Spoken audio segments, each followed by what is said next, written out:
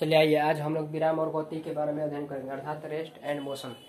देखिए, विराम, जब कोई वस्तु एक निश्चित समय अंतराल में अपनी स्थिति में निरंतर परिवर्तन नहीं लाती है उसको हम लोग विराम कहते हैं। जैसे मान लीजिए ये आपका एक मार्कर हो गया, ये अगर इसको छोड़ दिया जाता है, ये ज्यों का त्यों सालों वर्षों जब तक कोई भी व्यक्ति इसको हटा करके यहाँ से दूर नहीं ले जाएगा तब तक ये अपने स्थान को बनाए रखेगा, ज्यों का त्यों। ठीक है ना, इसको हम लोग विराम कहते हैं। ये आपका घर द्वार सारा का सारा ये विराम का एग्जाम्पल हो जाएगा। कुर्सी मान लीजिए कोई रख दिया गया यहाँ पर। अब आ गया गति, दूसरा point, motion. That's means motion, जब कोई वस्तु एक निश्चित समय अंतराल में अपनी स्थिति में परिवर्तन लाता है, अपना स्थान में परिवर्तन लाता है, अपना स्थान बदलता है एक निश्चित समय अंतराल के बाद, उसको हम लोग गति कहते हैं। इसका एग्जाम्पल, जैसे मान लीजिए हम सभी बच्चे, एक दौड़ता हुआ प्लेयर, खिलाड़ी, अभी मान लीजिए यहाँ पर है, जैसे क्रिकेट के लिए जैसे बैट घुमाएगा, रनिंग करके एक रन अपना सिंगल पूरा कर लेगा। ठीक है, रनिंग करेगा, स्थान परिवर्तन करेगा एक निश्चित समय अंतराल के बाद, और इसलिए इसको हम लोग गति के नाम से समझेंगे। ठीक है, और इसका आप लोग डिफिनीशन नोट कर लीजिए। चलिए, हो गया। उसके बाद अगला टॉपिक, हेडिंग बनाइए दूरी। गति और विराम का एग्जाम्पल और डिफिनीशन लिखने के बाद। ठीक है, चलिए देखिए, दूरी हो गया जी, डिस्टेंस। दैट्स मीन्स, दूरी किसको समझेंगे, इसको पहले समझ लीजिए। देखिए, किसी पिंड के द्वारा तय की गई कुल लंबाई को हम दूरी कहते हैं। सिंपल सा इसका डिफिनीशन है, किसी भी पिंड के द्वारा गति पथ के कुल लंबाई को हम दूरी कहते हैं। मान लीजिए कोई व्यक्ति मोथा से जयश्री आड़ा, काराकाट, पटना जाता है, फिर वहां से यहाँ पर आता है, तो पूछेगा इसका दूरी कितना हो गया, तो यहाँ से मोथा से पटना, पटना से मोथा, टोटल ऐड करेंगे डिस्टेंस, दूरी, वो आपका दूरी कहलाएगा। ठीक है, चलिए हो गया। इसका लिखे कि हम इसका डिफिनीशन लिखे। दूरी जो है आपका एक अदिश राशि है। इसका SI यूनिट मीटर होता है, CGS यूनिट सेंटीमीटर होता है, और इसका बीमीय सूत्र अर्थात डायमेंशन कैपिटल L होता है। ठीक है, इसके बाद विस्थापन को हेडिंग बनाइएगा, डिस्प्लेसमेंट। चलिए ये देखिए, विस्थापन अर्थात डिस्प्लेसमेंट, किसी पिंड के गति पथ के वास्तविक लंबाई को हम विस्थापन कहते हैं। कैसे समझेंगे विस्थापन, मान लीजिए एक वस्तु है, यहाँ से यहाँ तक गई, ठीक है, A से B तक, और फिर B से वापस A पर आ गई, तो इसका विस्थापन 0 होगा। लेकिन दूरी जो होगा, मान लीजिए यहाँ से 5 मीटर है और फिर वापस यहीं पर आ गई 5 मीटर, तो दूरी इसका जो हो जाएगा 10 मीटर हो जाएगा, 5 + 5 10 मीटर। लेकिन इसका विस्थापन जो होगा 0 होगा। किसी पिंड के गति पथ के वास्तविक लंबाई को हम विस्थापन कहते हैं, डिस्प्लेसमेंट कहते हैं। यह एक सदिश राशि है। किसी पिंड का विस्थापन जो है एक सदिश राशि है। इसका SI unit metre, CGS unit centimetre, dimension capital L होता है। यह धनात्मक, ऋणात्मक तथा शून्य कुछ भी हो सकता है। इसका वैल्यू 0 या फिर माइनस या फिर प्लस में भी हो सकता है। ठीक है ना, लेकिन दूरी जो है हमेशा धनात्मक होता है। ठीक है, नोट करिए इसका डिफिनीशन, SI यूनिट, डायमेंशन। उसके बाद आगे बढ़ते हैं। चलिए आइए देखिए, उसके बाद अगला पॉइंट है आपका चाल। यही ना है चाल, हाँ, स्पीड। देखिए, प्रति सेकेंड किसी पिंड के दूरी परिवर्तन की दर को हम चाल कहते हैं। नहीं समझे, फिर से नोट करिए। प्रति सेकेंड किसी पिंड अथवा वस्तु के दूरी परिवर्तन के दर को हम लोग चाल कहते हैं। दूरी में परिवर्तन होगा प्रति इकाई समय अंतराल में, किसी पिंड के दूरी में जो परिवर्तन होता है उसको हम लोग चाल कहते हैं। चाल एक अदिश राशि है। इसका SI यूनिट मीटर पर सेकेंड होता है, डायमेंशन LT इनवर्स होता है। किसी पिंड का चाल सदैव धनात्मक राशि होता है। ठीक है, इसका पहले आप डिफिनीशन नोट कर लीजिए। हो गया, इसका डिफिनीशन नोट कर लीजिए फटाफट। प्रति सेकंड किसी पिंड के दूरी परिवर्तन की दर को चाल कहते हैं। यह एक अदिश राशि है, यह सदैव धनात्मक होती है। इसका SI यूनिट मीटर प्रति सेकंड या मीटर सेकंड इनवर्स होता है, और डायमेंशन LT इनवर्स होता है। उसके बाद वेग को हेडिंग बनाइए। ठीक है, वेलोसिटी। देखिए, प्रति सेकंड किसी पिंड के विस्थापन परिवर्तन की दर को हम लोग वेग कहते हैं, अर्थात वेलोसिटी बोलते हैं इसको इंग्लिश में। ठीक है, किस पिंड के प्रति सेकंड विस्थापन परिवर्तन की दर को हम लोग वेग कहते हैं, वेलोसिटी कहते हैं। वेग एक सदिश राशि है। यह सदैव धनात्मक, ऋणात्मक तथा शून्य कुछ भी हो सकता है। इसका SI यूनिट मीटर प्रति सेकंड या मीटर सेकंड इनवर्स, और डायमेंशन LT इनवर्स वही होता है जो चाल का होता है। ठीक है ना, अंतर केवल इतना ही है कि चाल सदैव धनात्मक होता है, वेग जो है धनात्मक, ऋणात्मक तथा शून्य कुछ भी हो सकता है।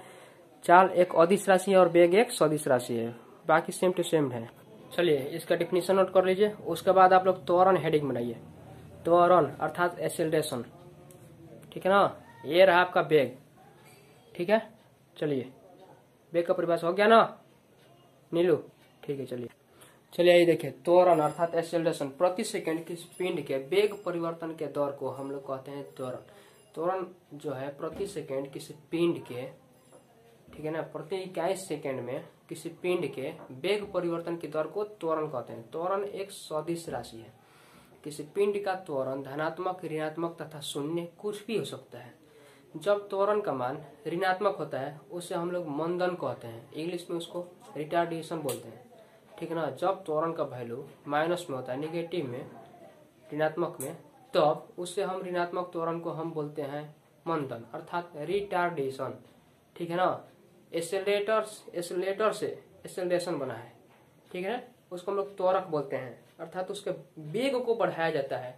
मोटरसाइकिल अथवा बाइक में एक्सेलरेटर होता है, एक्सेलरेटर, ठीक है ना। एक्सेलरेटर को ऐसा ऐठा जाता है अर्थात उसके वेग को बढ़ाया जाता है, वेलोसिटी को बढ़ाया जाता है, उसको हम लोग एक्सेलरेटर बोलते हैं, ठीक है। आइए इसका पहले डिफिनीशन लिख लेते हैं।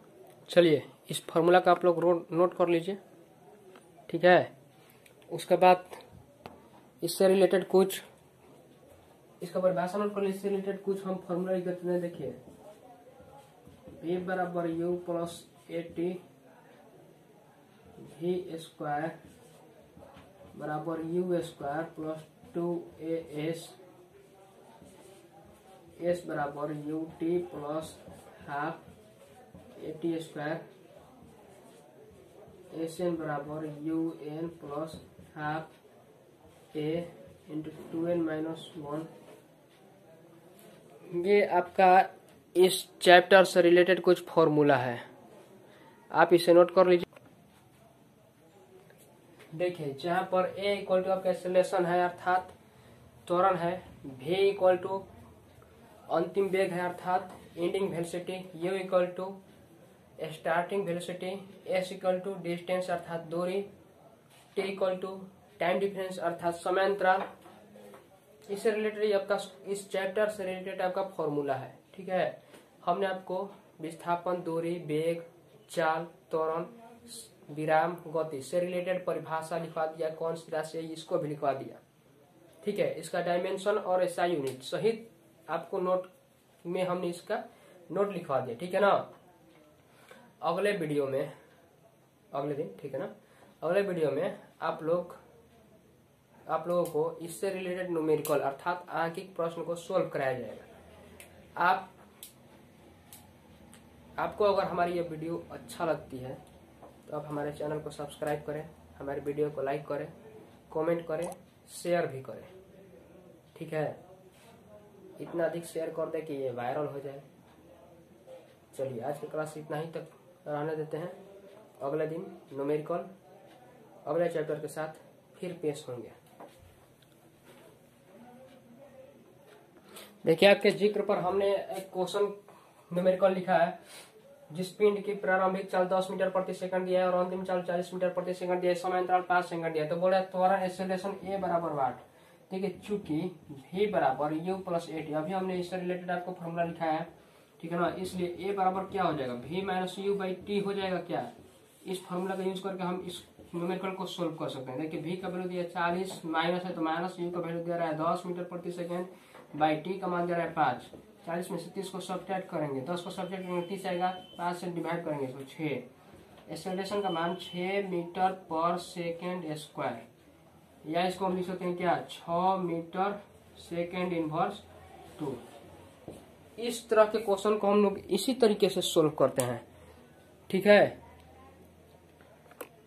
देखिए तो आपका अगला क्वेश्चन क्या बोल रहा है, 5 मीटर प्रति सेकंड की चाल से एक पिंड का त्वरण 10 सेकंड में 6 मीटर प्रति सेकंड स्क्वायर हो जाता है, उस पिंड की अंतिम चाल ज्ञात करें, ठीक है ना। इतना आपका प्रश्न दिया है। चूंकि हम लोग जानते हैं अंतिम चाल V बराबर U प्लस AT, U का वैल्यू दे रहा है 5 मीटर, A का वैल्यू दे रहा है 6 मीटर पर सेकंड स्क्वायर, T का वैल्यू दे रहा है 10।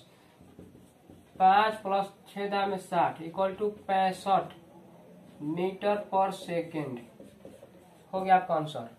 नोट करिए, आ रहा है समझ में बाबू।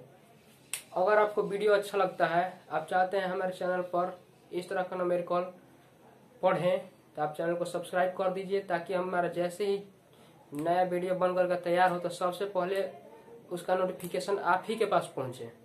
ठीक है, चलिए नोट कर लीजिए आप लोग। आज की क्लास इतना ही रहने देते हैं। अगले क्लास में हम लोग नए वीडियो फिर उस न्यूमेरिकल और थ्योरी के साथ पेश होंगे।